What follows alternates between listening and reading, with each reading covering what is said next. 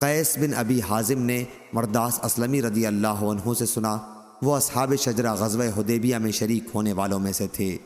وہ بیان کرتے تھے کہ پہلے صالحین قبض کیے جائیں گے، جو زیادہ صالح ہوگا اس کی روح سب سے پہلے، اور جو اس کے بعد کے درجے کا ہوگا اس کے بعد، پھر ردی اور بیکار کھجور اور جو کی طرح بیکار لوگ باقی رہ جائیں گے، جن کے اللہ کے نزدیک کوئی قدر نہیں ہوگی۔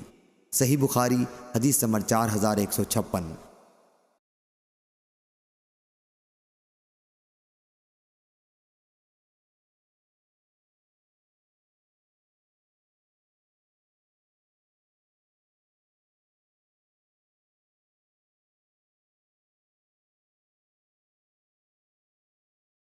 عبد الرحمن بن ابی لیلہ نے بیان کیا اور ان سے کعب بن عجرہ رضی اللہ عنہ نے کہ رسول اللہ صلی اللہ علیہ وسلم نے انہیں دیکھا کہ جوئیں ان کے چہرے پر گر رہی ہیں، تو آپ نے دریافت فرمایا کہ کیا اس سے تمہیں تکلیف ہوتی ہے؟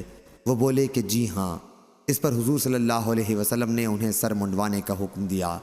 آپ اس وقت حدیبیہ میں تھے، عمرے کے لیے احرام باندھے ہوئے، اور ان کو یہ معلوم نہیں ہوا تھا کہ وہ عمرے سے روکے جائیں گے۔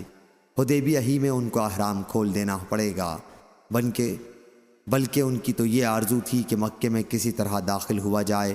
پھر اللہ تعالیٰ نے فدیے کا حکم نازل فرمایا، یعنی احرام کی حالت میں سر منڈانے وغیرہ پر۔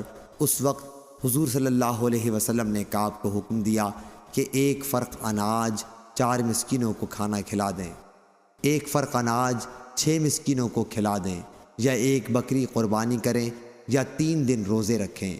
صحیح بخاری حدیث نمبر 4159۔